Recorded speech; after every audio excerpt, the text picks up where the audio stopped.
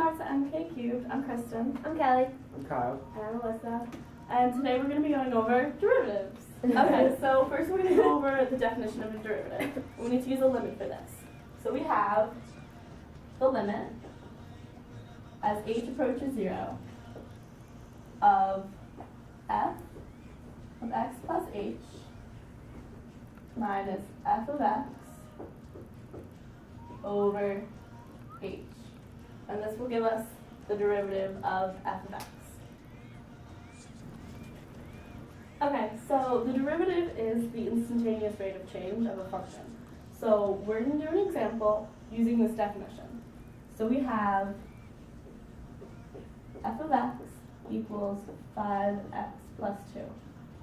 So what we're going to do is we're going to do the limit as h approaches 0 of 5x plus h plus 2 minus 5x minus 2 over h.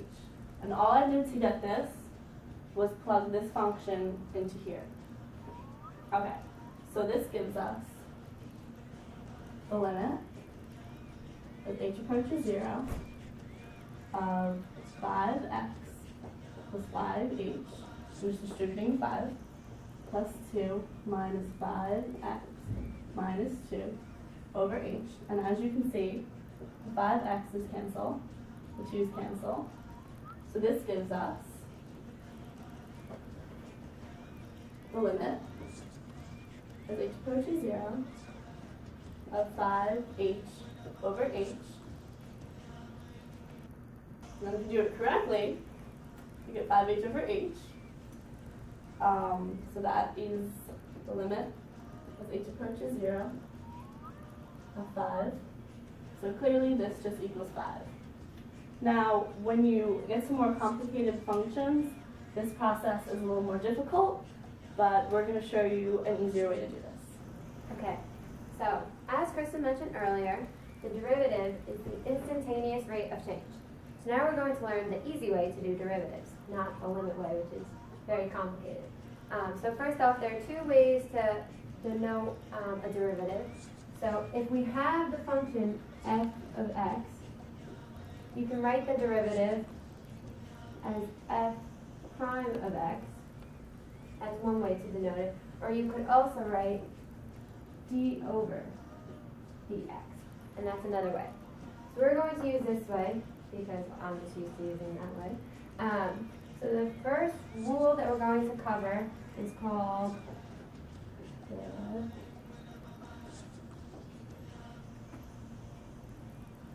the power rule. So if we have a function that is x to the n power and is any number, what you're going to do to derive this function is you're going to keep x the same. You're going to move this down, so you use that as a constant before it. Keep the x and subtract 1 from the derivative. So an example of this would be if we have the function 7x to the 6th. So now, following what we did here, the derivative will be, we're going to move this down, and because we have a constant here, we're going to multiply these two numbers together. So 7 times 6 is 42. And then we put our x back, just like we did here. And then we subtract 1 from the exponent. So our answer, the derivative of 7x to the 6th is 42x to the 5th. And now we're going to go over two properties for derivatives that are really important, the sum and difference rule and the constant multiple rule.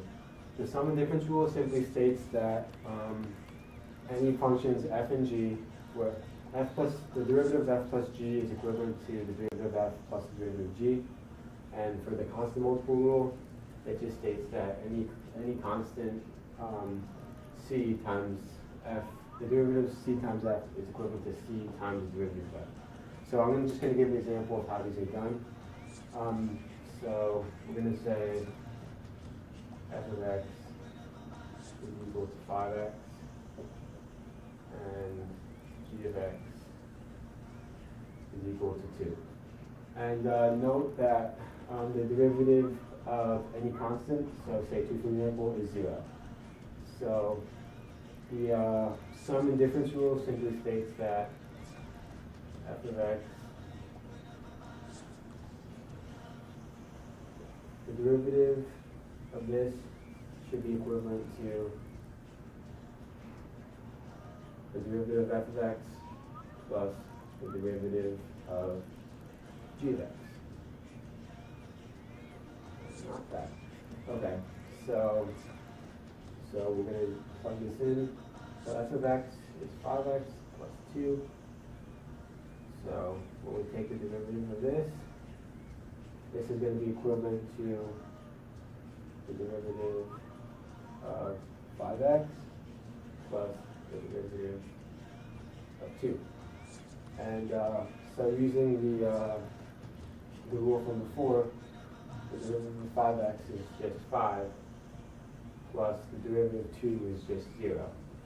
So as we see from the limit, as the limit we did before, the derivative of 5x plus 2 is also 5 because they're the same thing. Okay, the next rule we're going to be covering is the product rule. So how this works is you take the derivative of two functions that are multiplied by each other. It's equivalent to the derivative of the first function times the second function plus the first function times the derivative of the second function. So we're going to do an example to show this. So let's say we have f of x is equal to x squared. And then we have g of x is equal to 9x plus 2.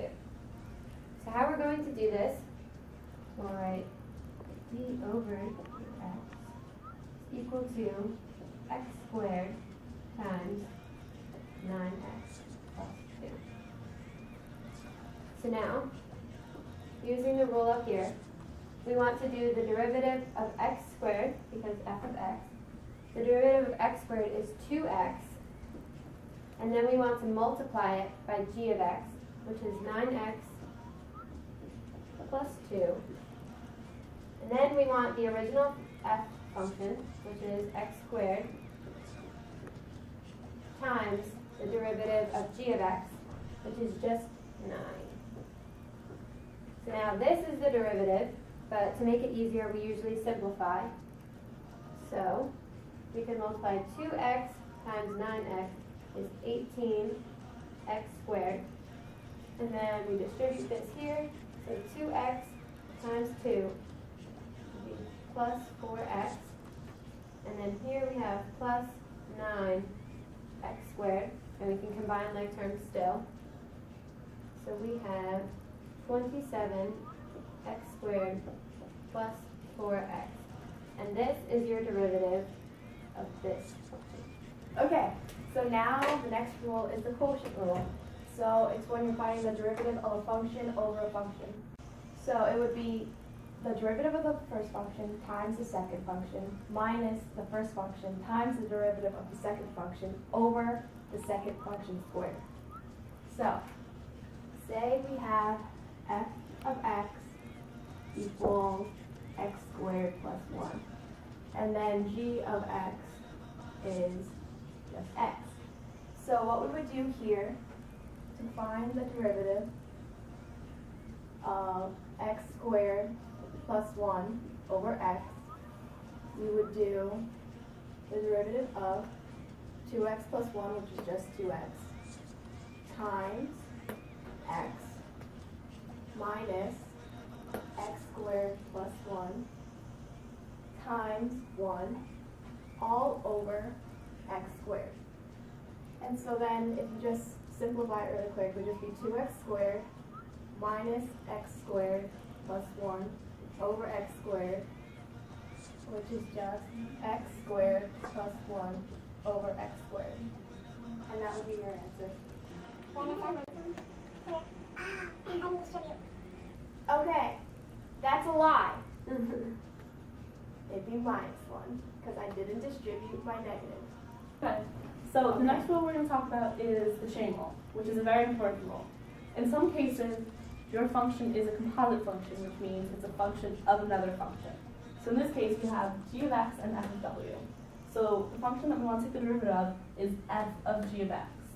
So this equals f prime of g of x times g prime of x. You can think of f as the outside function and g as the inside function.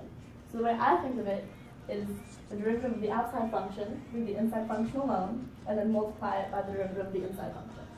So we're going to do an example where we have g of x equals 5x plus 1, and f of w equals w to the fourth. So this gives us f of g of x equals 5x plus 2 to the fourth. Okay, so following our rule over here, we do the derivative of f of w. So we're going to use the power rule here. We bring down the 4. So we get 4, and then we leave the inside alone. So we get 5x plus 2, and then we subtract 1 from the exponent. So that's 3. And then we multiply that by the derivative of g of x. So the derivative of g of x is 5. So we end up with 5 times 4 is 20, times 5x plus 2 to the third. So now we're going to go over some of the derivatives of basic trig functions. So we're going to start with sine of x. So the derivative of sine of x is equal to cosine of x. And then for cosine, the derivative of cosine of x is equal to negative sine of x. And the derivative of tangent of x, a little more complicated, is equal to secant squared of x. Yeah, with conviction. Anyway. And the derivative of secant of x is equal to tangent of x times the secant of x. And these basic trig derivatives will come up often because sine and cosine will definitely come up. And it's important to know at least these main ones, and there are a couple more as well. Okay, so the last derivatives we're going to go over are two special derivatives, the derivative of e of x and the derivative of natural log of x. So first, the derivative of e of x is very easy. It's simply still e of the x. And the derivative of natural log of x is just 1 over x. And that's it.